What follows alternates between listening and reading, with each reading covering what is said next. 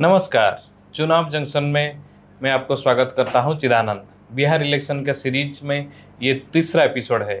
हम इस इलेक्शन में क्या कुछ डेवलपमेंट हो रहा है बिहार इलेक्शन को लेकर उस सिलसिले में बात करेंगे। हमारे साथ है सीएजी रिसर्च फाउंडेशन और पॉलिटिकल थिंकर्स फोरम के रवि राजन। रवि, हम जब ये बात शुरू कर रहे हैं तब इंडिया गठबंधन की और अपोजिशन की रैली खत्म हो चुकी है, बिहार में मीटिंग हो चुकी है। देश भर से जो इंडिया अलायंस के लीडर थे वो बिहार अपना दौरा कर चुके हैं और रैली है, और वोट चोरी को लेकर इंडिया रास्ते पे आ गया है। और दूसरा तरफ है, इंडिया में सीट अरेंजमेंट को लेकर कुछ क्लैरिटी नहीं है, और इसके चलते वो बीजेपी का जो बड़े बड़े नेता है वो रेगुलरली विजिट कर रहे हैं, जैसे नरेंद्र मोदी और अमित शाह, धर्मेंद्र प्रधान, ये सब बिहार गश्त कर रहे हैं। तो बीजेपी लगभग मोदी जी के पॉपुलैरिटी के ऊपर लड़ेगा वो डेवलपमेंट से चुनाव, ये लगता है। और इसी बीच हम जब बात कर रहे हैं तो बिहार बंद का ना दिया गया है बीजेपी के से और एनडीए की तरफ से। तो इस सिलसिले में आपको कैसे देखते हैं? हम शुरू करते हैं इंडिया अलायंस से। What after this rally and vote चोरी rally by India and Rahul Gandhi? नमस्कार। देखिए, जो अभी ये वोट अधिकार यात्रा जो हुआ राहुल गांधी का, इससे जो महागठबंधन जो इंडिया अलायंस है, इसको मतलब दो तीन चीज़ें मतलब काफ़ी क्लियर हो गई। जैसा हमने पहले भी बात किया था कि महागठबंधन और जो इंडिया अलायंस का जो फेस है वो तेजस्वी यादव होगा, और इस यात्रा के बाद भी ये क्लियर हुआ कि तेजस्वी यादव ही मतलब इंडिया अलायंस के चेहरा होंगे। और उनको इस यात्रा से ये फ़ायदा हुआ कि उनको सारे पार्टियों का सपोर्ट, आरजेडी एक जो रीजनल पार्टी है उसको नेशनल पार्टी और बाकी स्टेट के डिफरेंट पार्टी के जो लीडर्स हैं वो भी तेजस्वी यादव के सपोर्ट में आए। तो तेजस्वी यादव ने अपना जो उनका एक फेस होने का जो दावा था वो और स्ट्रांग हुआ। और दूसरा हुआ कि जो कांग्रेस का जो मुद्दा था, वोट चोरी का मुद्दा, ऐसा कहा जाता है कि बिहार में कांग्रेस का बेस अभी भी उतना नहीं है, क्योंकि आरजेडी के पास अभी भी जो जन समूह का समर्थन है वो ज़्यादा है कांग्रेस के मामले में। तो अगर हम देखें इस यात्रा में, तो जो आरजेडी, जो इंडिया अलायंस की पार्टियां हैं, वो एक दूसरे को कम्प्लीमेंट करती हुई नजर आई। मतलब मुद्दा कांग्रेस का था पर भीड़ आरजेडी की थी, या फिर कांग्रेस का भी भीड़ था, लेफ्ट पार्टीज भी थे, जो स्टालिन जी गए, जो नेशनल लीडर थे, जैसे स्टालिन जी आए, बाकी ये अखिलेश यादव आए। तो इसमें क्या हुआ कि एक दूसरे को ये लोग कम्प्लीमेंट करते हुए नजर आए। तो इससे मतलब एक काफी एक अपने आप को एक सामूहिक और एक यूनाइटेड फ्रंट इन्होंने पेश किया और दिखाया कि ये इस बार काफ़ी मजबूती से मतलब चुनाव लड़ेंगे। हम अगर एनडीए खेमे की बात करें तो एनडीए खेमे में क्या चल रहा है?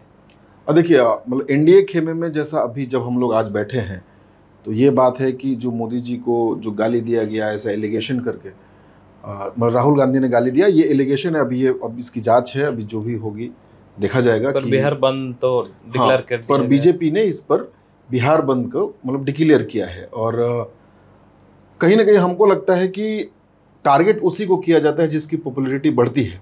बीजेपी को भी पता है कि ये मतलब यात्रा जो है कहीं ना कहीं एक सक्सेसफुल रही है, क्योंकि हम अगर देखें तो ये जो शेड्यूल था, यात्रा 16 दिन की यात्रा थी, 22 डिस्ट्रिक्ट में होंगी और लगभग 110 असेंबली सीट को मतलब देखा जाएगा। पर अगर काफ़ी अगर उसका हम लोग एक ओवरऑल व्यू देखे तो ठीक ठाक रहा। मतलब एक ओवरऑल व्यू देखे तो ऑलमोस्ट 60-62 सीट्स पर इन्होंने टारगेट किया और काफ़ी अच्छे से इन्होंने किया। और मैक्सिमम बीजेपी की सीट, जो कांग्रेस के 19 जो एमएलए हैं उसमें से ऑलमोस्ट 8 पर ही गए, और मैक्सिमम वैसे सीट्स पर गए जहां पर भाजपा के मतलब विधायक हैं। तो ये अपना मैसेज मतलब देने का कोशिश कर रहे हैं। तो एनडीए के पास अब क्या मुद्दा होना चाहिए? तो इनको एक ये मुद्दा मिला, मोदी जी को गाली दिया गया, और ये गाली दिया गया एक तो ये मुद्दा, पर आप इसके पीछे का जो लॉजिक है ये समझिए कि बिहार क्या है, एक गरीब राज्य है और मोदी जी एक गरीब माँ के बेटे हैं। तो ये कहीं ना कहीं साइकोलॉजिकल इमेज को टारगेट करने का अभी मतलब आने वाले टाइम में हम अगर मतलब सोशल मीडिया को देखें तो मोदी जी का पहले का इमेज क्या था कि मोदी जी एक गरीब परिवार के आदमी हैं, ग्रास रूट वर्कर हैं, वहां से उठकर इन्होंने हाई रैंक तक रोज किया और भारत ऐसे देश का इन्होंने प्रधानमंत्री किया।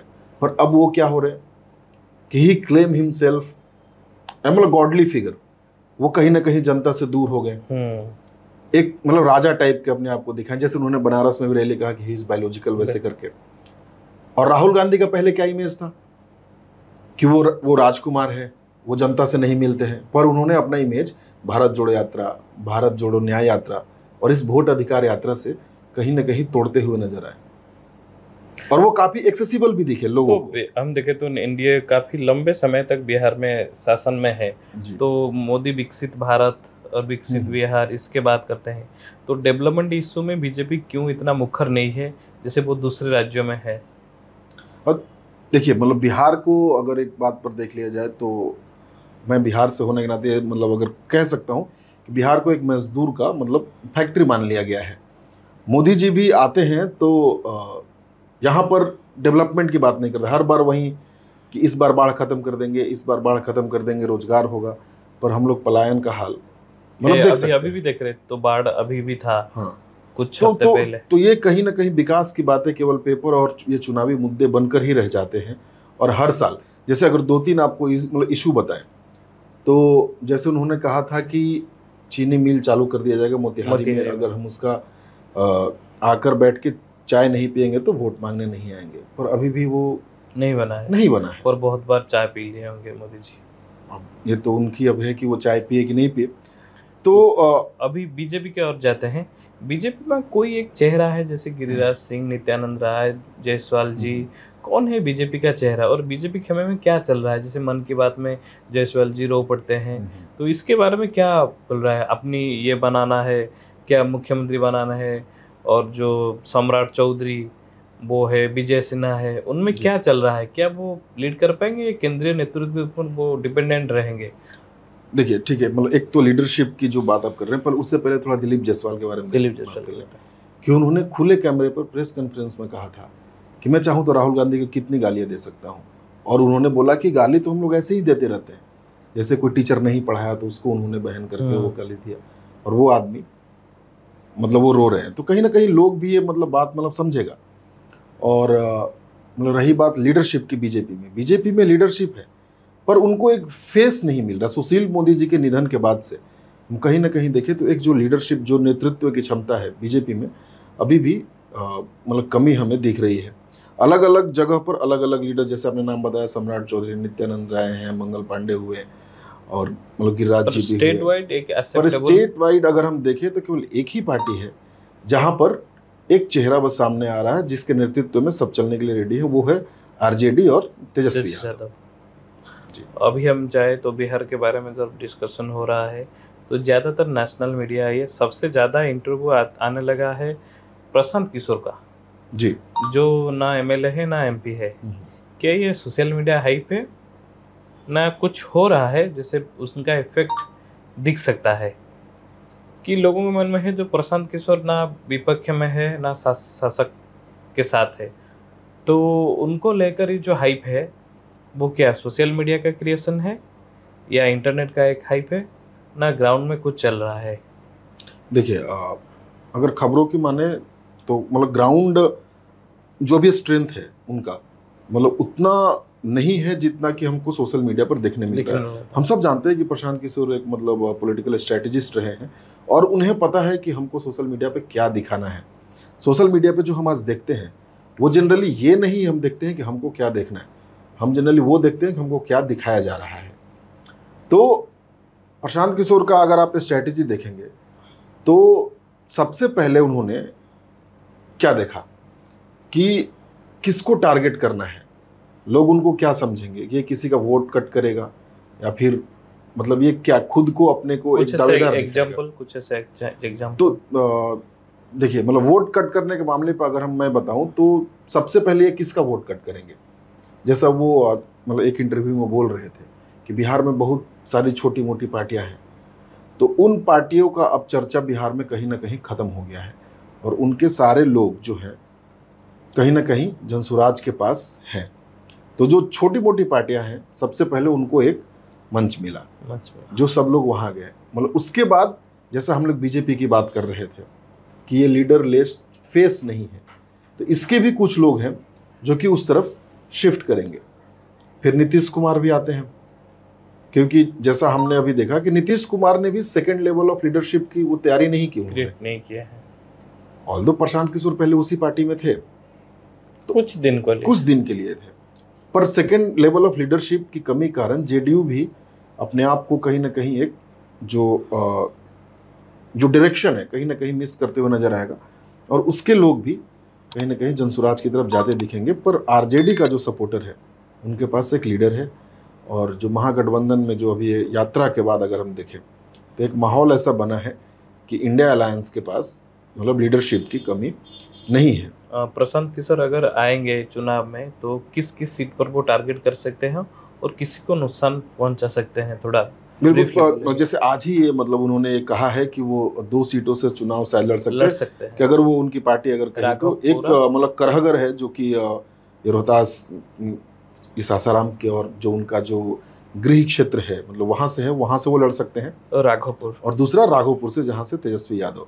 मतलब ये देखना साफ है कि आखिर वो तेजस्वी यादव के अगेंस्ट में ही क्यों जा रहे हैं, क्योंकि एक ही चेहरा है जो बिहार को अभी रिप्रेजेंट कर रहा है, वो कि तेजस्वी यादव, क्योंकि वो तो खुद को जितना भी सर्वे हुआ है सबसे चाहते मुख्यमंत्री एस्पिरेंट तेजस्वी का नाम है। अभी भी वो अगर पॉपुलैरिटी का मामला देखें तो उसमें वो अभी भी सबसे आगे ही चल रहे हैं। अभी हम तो 40 दिन के अंदर शायद डिक्लेयर हो सकता है बिहार इलेक्शन।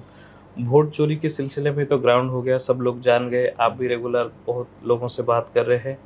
ये जो वोटर तालिका, वोटर लिस्ट, उसको लेकर ग्राउंड में क्या है, लोग क्या कर रहे हैं, आपका खुद का कुछ एक्सपीरियंस बताएंगे? हाँ देखिए, मतलब जनरली क्या है कि मतलब बिहार के लोगों को बोला जाता है कि दे आर पॉलिटिकली अवेयर, उनको पता है।